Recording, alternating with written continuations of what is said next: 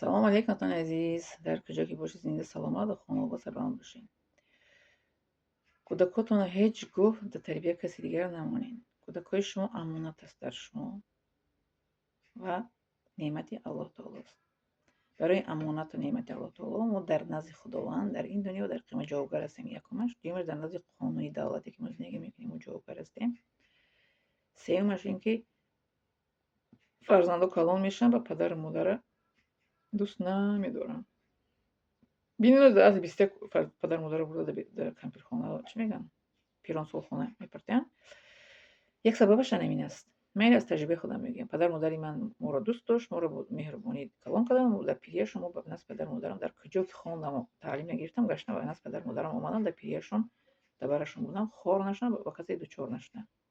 خب بعد فرزندان این در یک ویدیو یوتیوب تماشا میکنم. بررسی میان مادرها کودکاشون تلفن میخرن، پلانشت میخرن، میگن کودک در کودکیش هیچ گفت پلانشت نتین. کودکی من نبی پلانشت کلانش دیگه. پلانشت خریدگی نیست. من دخترشم تو سیم چهارمیش تلفن نداشت. تا سیم چهارمیش با تو سیم ششمیش تلفنی چی میگن به اینترنت خریدگی اودی نوکی میگم هم خرید. بعد سیم ششمیش و در مکتبشون گروه چی کردن هم سیم فروش رو میشد معلمش میشد واتساپ مینویسن. بعد برای همین تلفن خریدم. این ششمیش تلفن داره. دو ششمیش نه پلانشت تماما خریدگی نیست. من کودک بودم تلفن نداشت. تو سیم چهارمیش خودم مکتب بردم میآوردم. بعد من که در مدیکالش که داخل شدم بعد تلفن خریدم که من در چی باشد علاقه باشد. همینم تلفنی عادی خریدم. بعد از سیم ششمی تلفنی اینترنت. یکم کودک از کودکیش تلفنی اینترنت داره. اما چه نخرین که در روسیه در همین اینترنت تماشا میکنم. کودکاشون میارن در روسیه مادرها میمونن کار میرون. کودک در خانه تنها چی میکنه. بعد هر کس بعد در رابطه میبره به هر خیلی چیز رو تماشا میکنه. بعد کودکی چی میگم با تربیت کلان نمیشه. کودکی با تربیت به وای نمیرسد. فهمیدین؟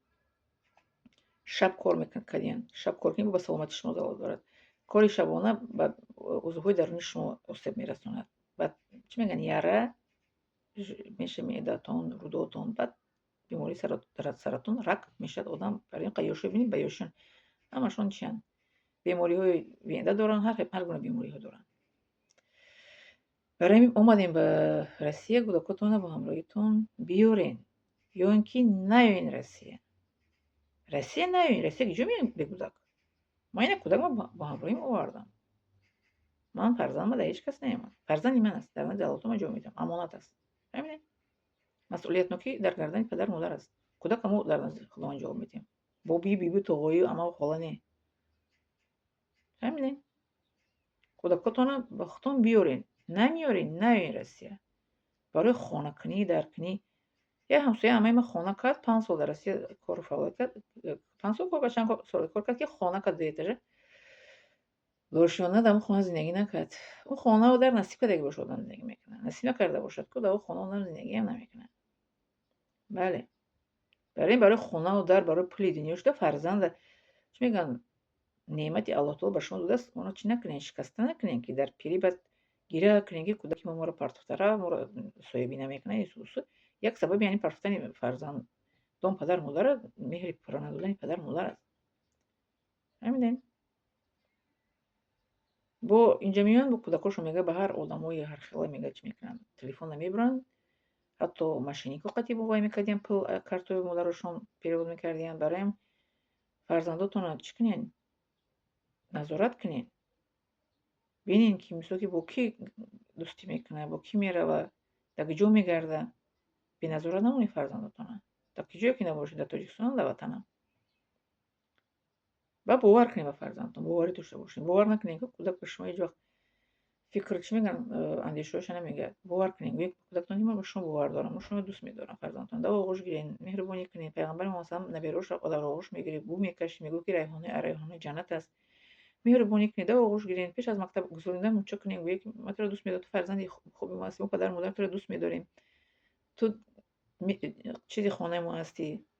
زیب خانه ما هستی. یک بعد مهربانی چگونه که میتونی مهربانی کنی فرزندتون و باور کنین. و در سر دسترخوان فرزندان کشیدین با هم دیگرشون گپ زنین. آزادی سخن به کودکاتون دین. آزادی سخن نمیتین که با کودکات ترسانچا کلام میشه. با این برای سیر میمن خودشون حمایت کردن نمیتونن.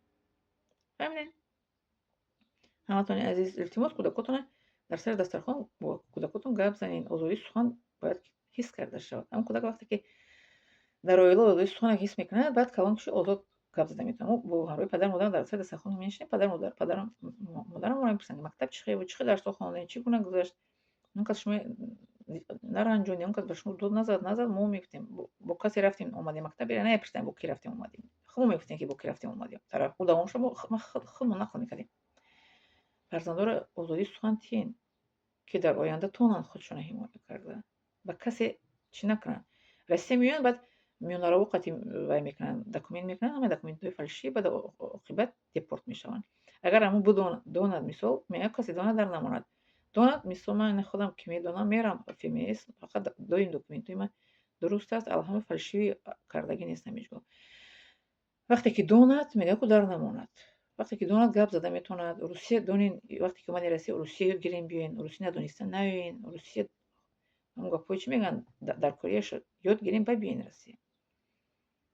ман духтарчаам пеш аз Россия омадан русӣ гап мезадам. вақте мактаб омад дар Русия дар омадан қадар мушкилӣ нашид барояшон. кӯдактонро меёред Русия нишон дода биёред, худам мебинед Русия бинед ки кӯдакотона ин маслиҳат ман ба шумост. ё ин ки бо ҳамроҳиатон биёрен, ё ин ки ба Россия наёен бе кӯдак. фаҳмидед? мо нагӯем ки донистанд ба мо хабар надоданд. ман бе кӯдакам гуфтам Россия намерам якумаш, дуюмаш ки рафтам фарзандамро бо ҳамроҳӣ мебарам. ҳамин хел кардам. оварам бо ҳамроҳиям. ва ман пешниҳодо буд ки кӯдакатро монда рав ё ки кӯдакатро монда биёй Россия. Ман гуфтам не. ман кӯдакамро монда намерам ва бе кӯдак ба Россия намеравам. бароям шумо ё ки кӯдакотонро бо ҳамроҳиатон биёред, ё ки ба Россия бе кӯдак наёед. Миннатдорам аз шумо.